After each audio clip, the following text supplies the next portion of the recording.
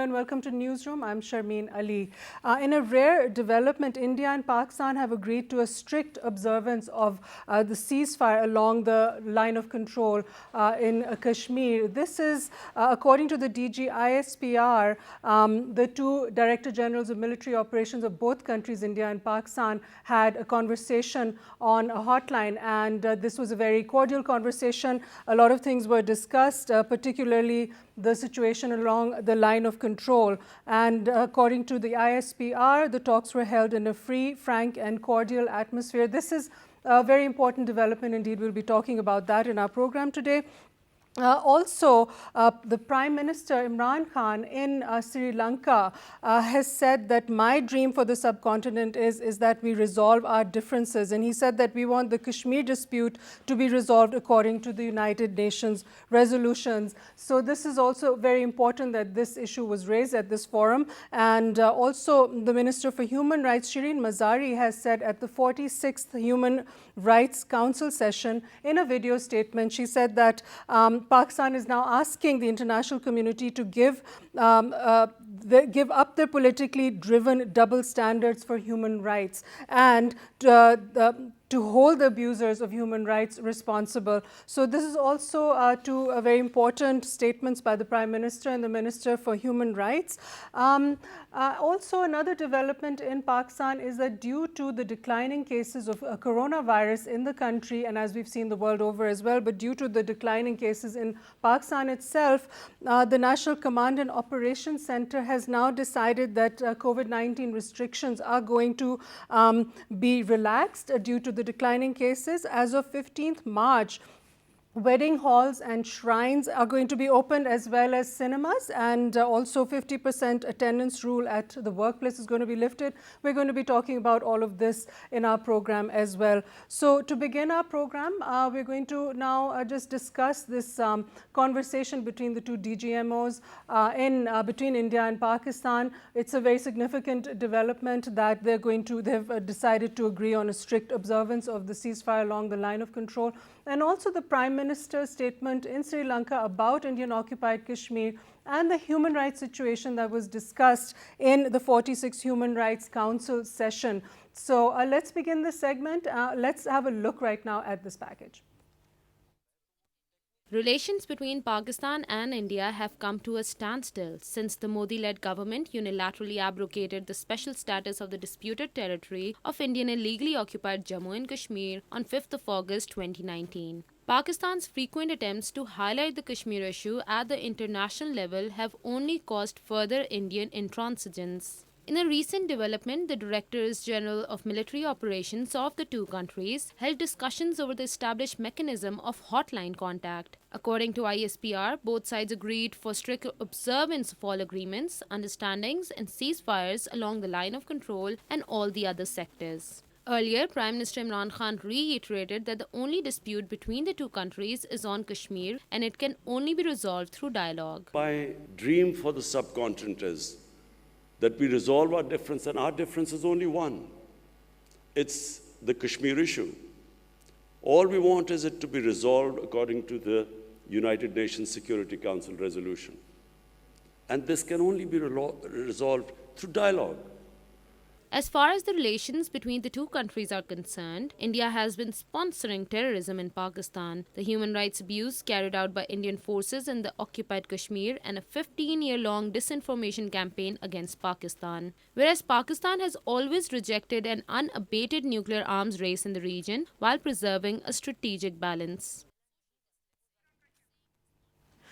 So to discuss these very important developments, now we have with us in the studio Mr. Waqas Naseem, who is a PTI leader from Kashmir, and also we have with us Lieutenant General Talit Masood, who's an analyst online with us.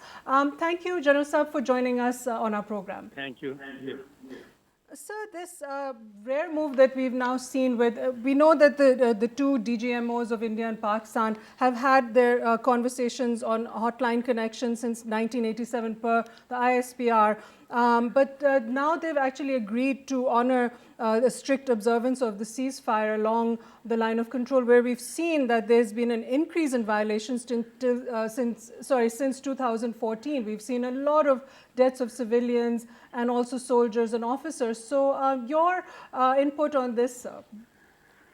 Well, I think it's a very positive development, and I think it needed the wisdom of both the leaders from India and Pakistan, which they have shown. They should have shown it much earlier. Actually, Pakistan was very eager from the very beginning that this should stop. But as you know, Prime Minister Modi has not been that conciliatory and was wanting to build pressure on Pakistan.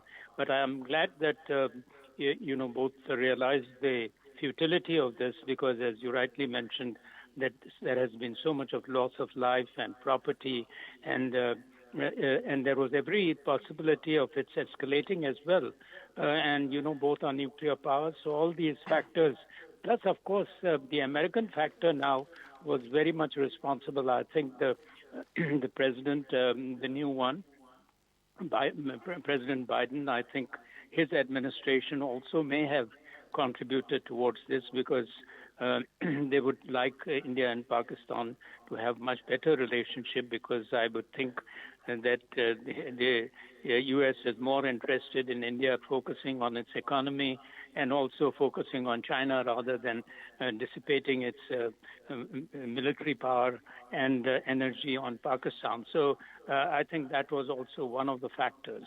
And obviously, the economies of both the countries, they are facing serious difficulties. So I think it is also very good from the point of view, if there was peace, there could be more investments, there could be more focus of the governments on the economic side, which is important for the uplift of the people. So there are several factors, which have contributed towards this, but I only hope that, the ceasefire and the general environment and the relationship between the two countries moves towards the positive side. Right. So, and also to just put a little bit in perspective what the ceasefire violations have caused here in Azad Jammu and Kashmir, 92% of these figures have been between 2014 and 2021. 49 women and 26 children have been martyred over the last 4 years alone.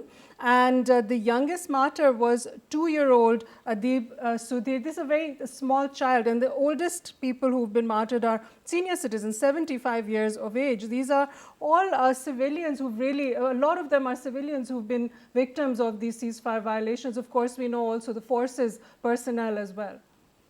Yeah, absolutely. You're so right. And then Pakistan, of course, has been the greater victim of that, because the population, Pakistan has a very major population very close to the line of control, whereas it's not the same in case of India. And India has been very, very indiscriminate as far as shelling is concerned, and they didn't realize. They do realize, but nonetheless, they continue to fire, which caused a lot of loss of life of civilians and property, and displacement of people, and pressure on the families and so on. So I think, hopefully, as I said earlier as well, that this ceasefire would be more of a permanent nature, and so that these people can live in peace and harmony, and also there should be movement, on the line of control between India and Pakistan, and the trade. Thank you so much, General Saab. Thank you, General Talat Masood, for joining us on our program. Now in our studios, let's talk to Mr. Waqas Naseem. You're a PTI leader, and you're also from Azad Kashmir. Yes, ma'am. So you have the knowledge of exactly the situation right now in Indian occupied Kashmir. The Prime Minister has used some very positive words that he wants peace in the region, that he wants that the subcontinent should resolve its differences, and at the same time we've seen the Human Rights Minister say some very strong words about the human rights violations. So as a Kashmiri, what is your feedback about this? Sharmeen, Bismillah ar-Rahman ar-Rahim. What we need to understand, comprehend and realize is, what is the Kashmir dispute? What is happening in IOK, Indian Occupied Kashmir? Basically, Indian Occupied Kashmir is not under lockdown, it is not under occupation. It has been turned, 11 million people have been turned into a concentration camp. It is no longer a livable place. The highest ratio of deployed military power against civilians in the entire planet Earth is in Kashmir. More than about, for every 10 to 11 people, there has been an Indian soldier standing at their gates. For the past 580 days, there might have been some relaxations in Jammu and Ladakh, but in Valley, Srinagar Valley, what has happened is that there is total, complete, absolute lockdown. People have no medical facilities, people have very limited communication, people have limited communication with the outside world via internet, they have schooling facilities are limited, and in case of extreme, for example, deaths are happening during the height of the lockdown, people had to bury their dead in their courtyards, digging one person above the other. That is the height of intolerable cruelty that can be perpetrated in anywhere in the world in the 21st century. Now, about the ceasefire which you had discussed with General Talat, that was very pertinent. The DGMOs, the hotline that was established in 1987, that came into effect, and somehow the Indians have agreed not to target the civilian populations. What has happened is, Sharmeen, that on the other side of the LOC, there are again Pakistani citizens living under occupation in India. So we don't target them. We target selected military targets across the line of control. Right. We are 2 days to the year when India sent 2 planes in the darkness of the night on 27th February in Balakot. They destroyed 3 trees and killed 2 crows. And within the next 48 hours, our Prime Minister ordered, Imran Khan was very, very, very decisive in that. And he went in and we took down 2 planes of the Indian Air Force within 48 hours after announcing our intent in broad daylight. And that is what is conveyed to the Indian, that is what is brought to the Indians to the ceasefire table. What has happened is appeasement never works. Okay. Appeasement has never worked. It didn't work in World War I, in World War II. Appeasement, a resolute response has brought the Indians to the negotiating table.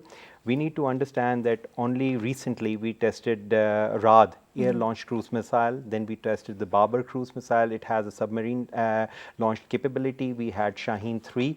And that conveys to the Indian that they might buy any amount of weaponry from the Russians or Rafales from the French, but they would have to understand that we have the gear, we have the tools, we have the will, and we have the determination to defend our motherland, and this has contributed to the Indians coming to the negotiating table. Lastly, about the 46th human rights session, about which Madam Shireen Mazari had said something very nicely. The world cannot look at India as a secular state which cages up 11 million people. You have to understand there has to a country which prides itself as being the largest democracy on the face of the planet says that the people cannot even move from point A to point B. And what are those people asking for? Are they asking for armed some sort of resurrection against the Indians? No, they are asking, let's print a ballot paper which bears the United Nations monogram, which has 2 choices. One, if you want to join Pakistan, click A. If you want to join India, click B. That is the simplest thing, freedom of expression. That was promised to the Indian people of Pakistani origin living in Indian occupied Kashmir by the Indian forefathers. Pandit Jawaharlal Nehru went to United Nations.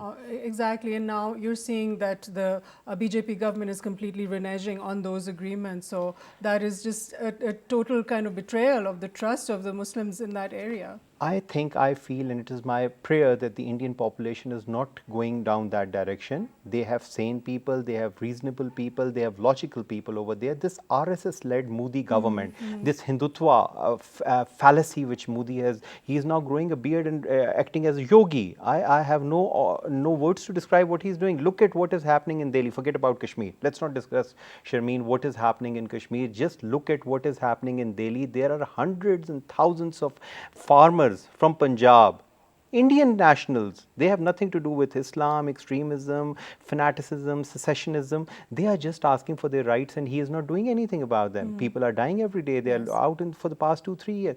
The same thing is with the... And there's a lot of clampdown on anyone who speaks up against these violations in India as well. Anybody who speaks against Modi is a traitor. Is an ISI agent. For God's sake, what is wrong with these? They have got paranoid. Anybody has a headache and they label it that ISI has done that. What Even the foreign celebrities who were speaking against it, they were claiming that they're Okay, IS they are agents. funded How by ridiculous. now Rihanna is Yeah. somehow associated with ISI. Meena Harris is somehow an agent of ISI. Now right. ISI must have It's some ludicrous, right? tomorrow they will say you and I. Let me just quote an incident. I was a young boy in 1996 and 1994, and we went to Holiday Inn Hotel. We had some food, and there was some press conference going on by some Mujahideen leader. And next day, Zee Television showed a brigadier of Pakistan Army financing and supplying notes to the Sayyid Salahuddin, the person who was conducting. Next day, I went to Holiday Inn and saw that brigadier, who was the head waiter of Holiday Inn for the past 15 to 20 years, serving people over there. And this was the mockery. Everybody was laughing about it. Right. So it's fake news. Fake news. As India is known for these days. What they have done with this Disinfo Lab, you can see that European Union, it is not what ISI, what Pakistani media, what print or electronic media is saying, Sharmeen. Disinfo Lab was unearthed by European Union, by the Americans, that they are doing subversion of national policy inside Europe also. So what we need to understand, comprehend, realize and digest is that we are at a crossroads in Kashmir. Imran Khan is an honorable person who has spoken at all international forums about Kashmir. He has labeled himself as the ambassador of Kashmir. He has helped the Kashmiri people during the COVID-19 epidemic. He was very generous with that. He has helped the civilian population living on the border areas on the LOC, which are being bombed by the Indian deliberately against civilian target. And you gave the figures also that young children. I saw a picture in Neelam Valley of a young child who was about 3 months old, and his eye came out because of the shrapnel from the Indian shells, 155 shells they were lobbing at civilian populations.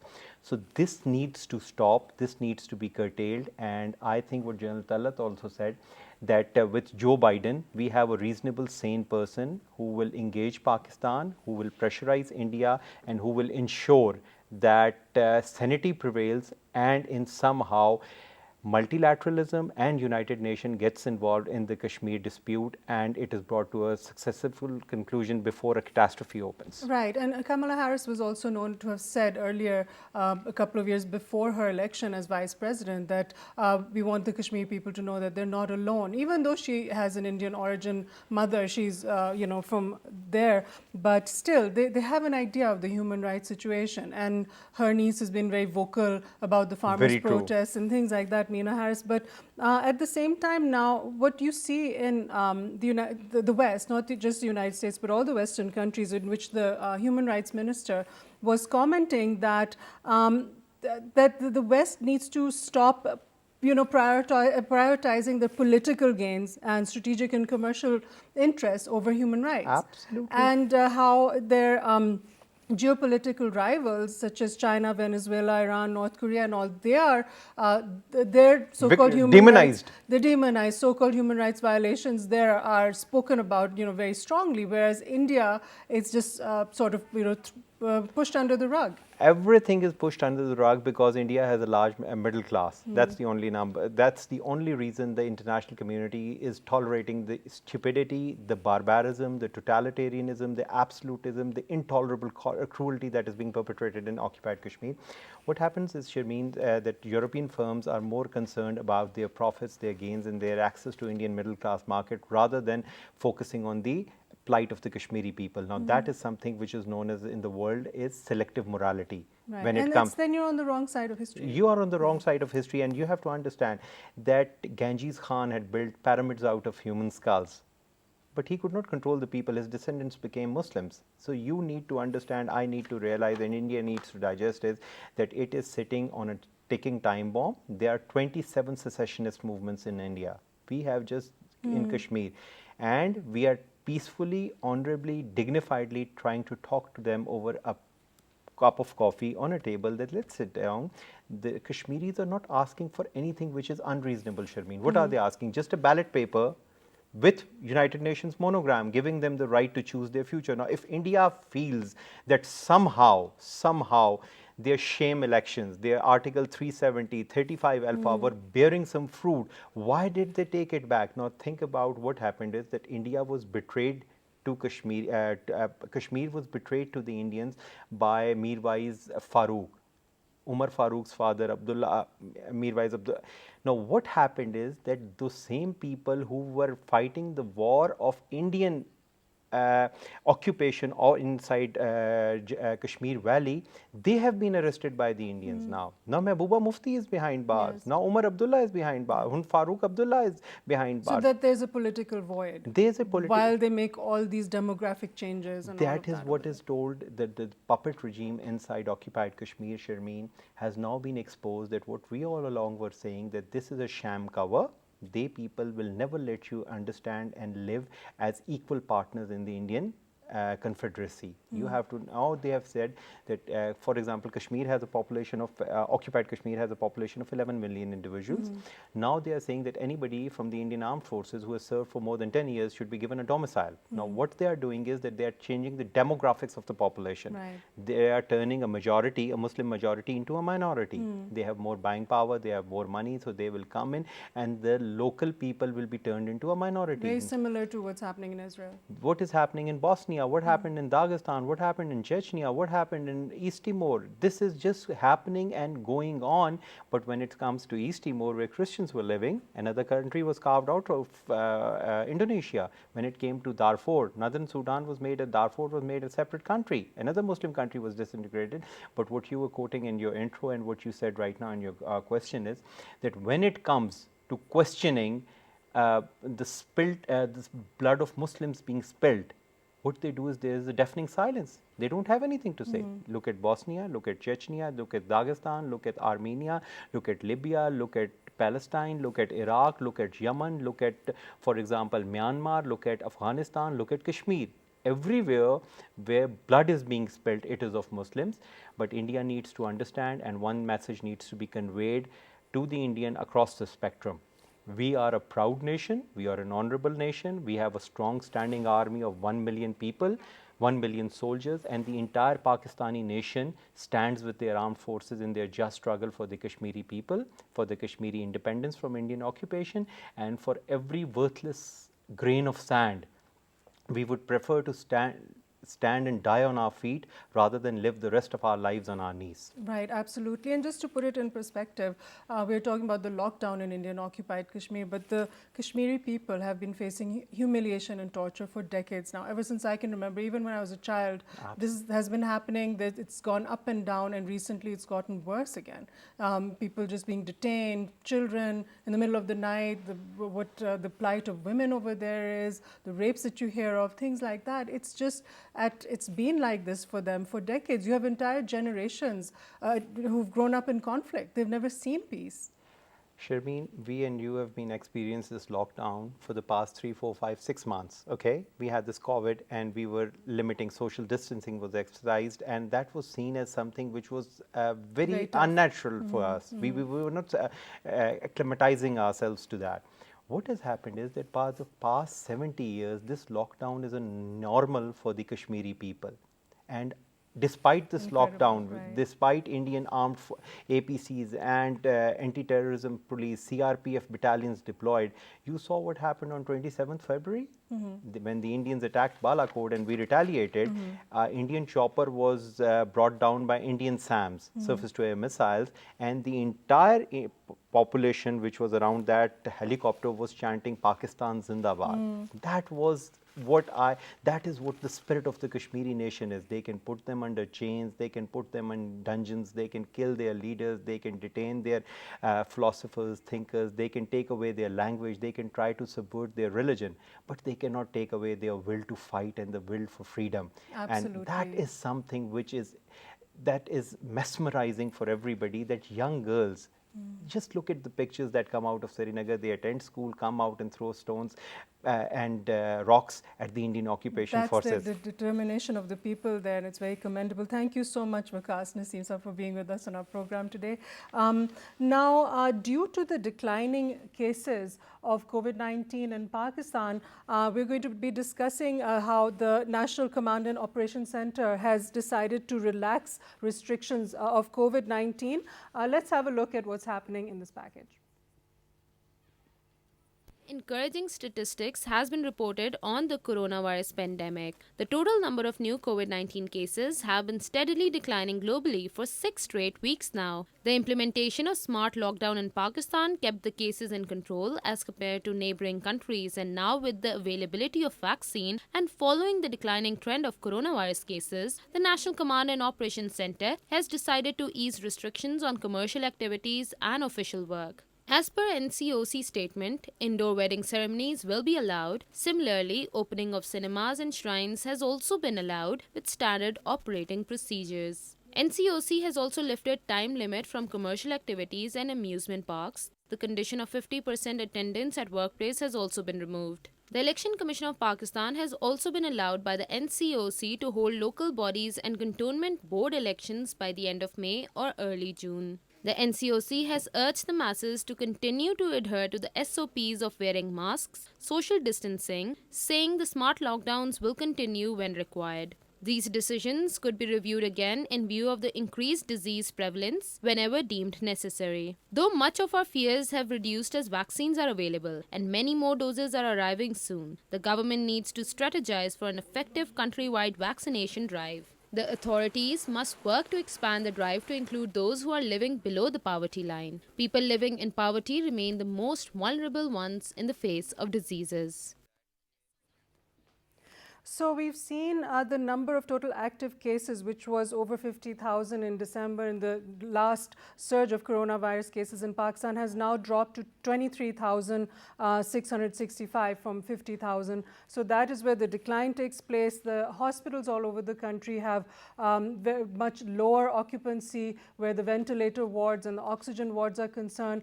Based on all of this, the NCOC has made this decision and the number of deaths has also declined. To discuss this, we're going to talk to Irfan Gauri, who's a journalist. Thank you, Irfan Gauri, for joining us online.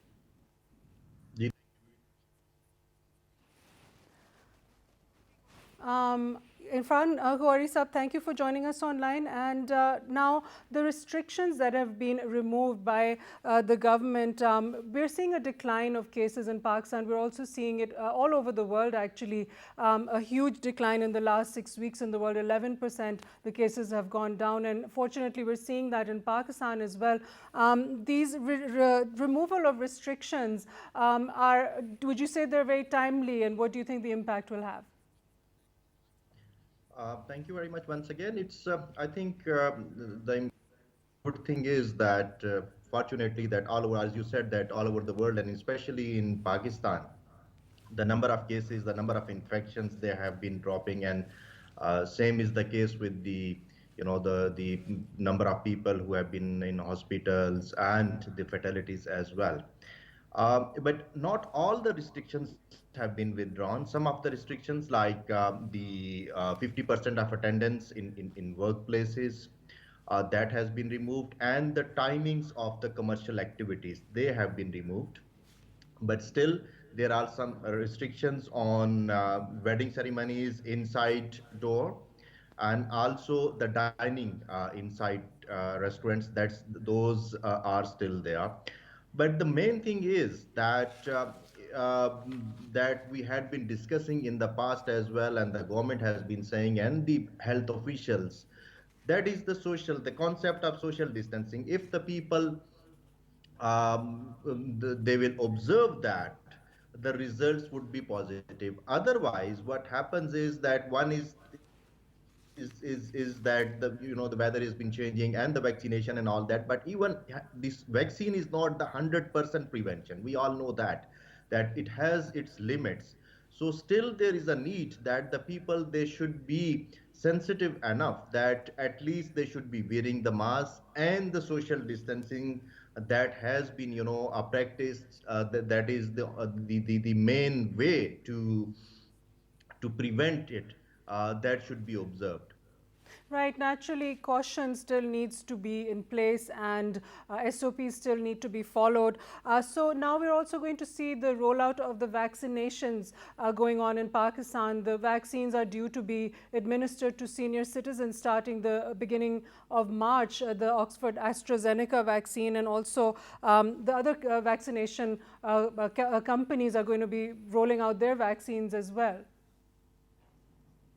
Yes, that would be a huge challenge because we are not a small country. We are a country of more than 200 million people, and of course it's a good thing that first the government, and this has been the practice we have seen in England and other countries as well, that they first went for the frontline workers, and then in the next phase age-wise they have been. But in Pakistan, it being such a big country and having limited resources, still everybody is vaccinated. And then again the thing is that the effectiveness of the vaccine, we all know that it was marketed and it came in the market and in practical use uh, in a very urgent and in a very hurried way because of the situation.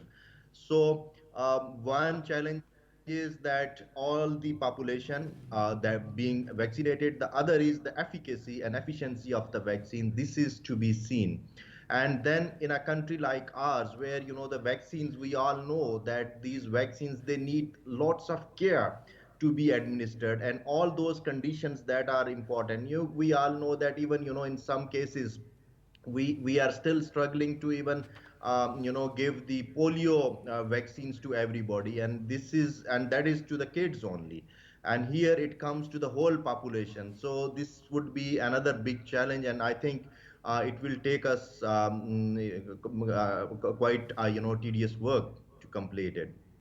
Right, and it's going to have to be phased out because naturally the frontline healthcare workers have started their vaccinations already, and then over 60 years of age and older are now requested to begin registration with the NCOC. So then it's going to be phased out most probably to the rest of the population after that. So basically it is going to take a bit of time for the vaccinations to actually show some decline in numbers of coronavirus cases. And according to epidemiologists in the US, where they've also seen a pretty good decline in total coronavirus cases in the last few weeks, they're attributing this not only to the vaccine rollout, which just started, but to human behavioral change in the last couple of weeks. Yes, that's very important. That's what I said earlier, that we still need to be cautious, and we still need to know that this is the virus that has been there, and it can be, it's till everybody is vaccinated, and then again seeing the efficacy. But main thing is that observing those precautions, that is very important.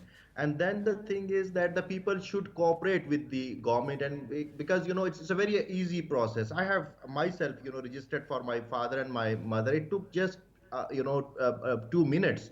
Just you need to put their ID card number, and just one or two questions that have to be answered, and then you come in that queue. So it's important that the people cooperate with the government, and to for the safety of their loved ones. So first, it's a good thing that people of 60 and 60 above 60 years of age, they should be vaccinated. Then but the rest of the population.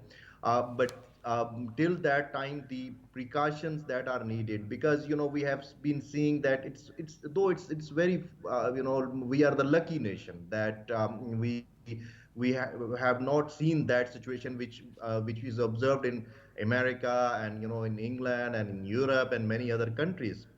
But that doesn't mean that you never know that the variants of this virus, they have been changing, and due to the mutations, and we don't have any travel restrictions as such, and many people have been coming from abroad, and we don't know who is coming with those as a carrier. So in all that, these and I would suggest, especially in the case where these variants, the foreign variants, that in West, they have been observing the when you land there, you have to complete that period of 12, 13, 14 days in isolation. That should be observed here as well. I'll tell you, in our country there are pockets like from where the people from abroad are from those areas are more, like in Mirpur. It's a small city, but the number of cases we have seen there, it's huge. Similarly, some some tehsils, even inside Mirpur. There have been even cases in villages. That is because of the people who have been, traveling to those areas are from there to abroad. Compared to that, if you would see most of the cases in Pakistan, we have observed in the urban areas, in the big cities, in small cities and in villages. Mostly the people have been, it's thanks God that they have been, they have not been that number of cases reported from those areas. Right, and the new variants that you're speaking of, that the UK variant, for example, which is now in about 126 countries, that's particularly harmful and more deadly, more contagious as well. So it's very important that although the weddings and cinema halls, etc., are going to now be open, and even the PSL, there'll be increased spectators there as well in the matches. It's so important to still continue with social distancing physically, even though the government's restrictions are not there, but personal level responsibility is very important because you still have these variants, and despite the vaccinations being rolled out, these variants I don't think a vaccine has been developed for them yet. True, that's true. And as you said, those measures, I think if we just leave on to the people, we have already seen that most of the people, even now, if you go out and see, the people are not wearing those masks. They are not practicing that social distancing. So those things have to be, when you are opening the activities, be it, the sports activities, be it the cinema halls or the wedding ceremonies inside door, but make sure that those measures are implemented. Just saying that would not be effective enough. And those countries who have been, who have been more affected, we have seen there that one reason was, yes, of course, the vaccination, but the other was that the strict implementation of whatever the rules and regulations and SOPs, those governments, and some of those restrictions are quite strict, and the authorities, they make sure that they are implemented. For example, in England, still today, you cannot, if you are visiting from any other country, you have to observe this 14-day period in isolation. But in that case, if anybody else visits that house, it's thousands of pounds of fine they have to pay, which is, something which is a dead trend. So in our case, I'm suggesting that in those restrictions, like, that those who have been traveling abroad, or those who are coming, from abroad, because we have a large number of population that is residing in foreign countries, and they are very, an important source of for our remittances, and of course they have jobs there, and we cannot say that we can restrict them from coming. But if they come, at least make sure that they are not becoming the source of spread of those variants, which are, which have been reporting the new variants in different countries. Right. Thank you so much for joining us on our program, Irfan Ghauri. That brings us to the end of the program today. A lot of very important developments, such as the discussion between the two DGMOs of India and Pakistan to observe strictly the existing peace along the line of control, ceasefire, so that there are no more line of control violations. This is very important for both countries as well as the civilians on either side of the line of control. Also, the Human Rights Minister and the Prime Minister's statements in Sri Lanka and at the Human Rights Council respectively, showing a lot of support again for the cause of human rights in Kashmir, and the will of Pakistan to resolve this dispute in the subcontinent was also expressed. And the best news so far, the decline in COVID-19 cases in Pakistan is very apparent now, and for that reason the National Command and Operations Center has decided to ease restrictions due to that were put in place due to COVID-19. So some very welcome news indeed, but yet the population will have to still be very, very careful and still observe SOPs, because it will take time for the vaccines to take effect and also the different variants, and still SOPs are going to be needed to be followed. So that's all for our program today. Thank you for watching Newsroom, and we will see you next time.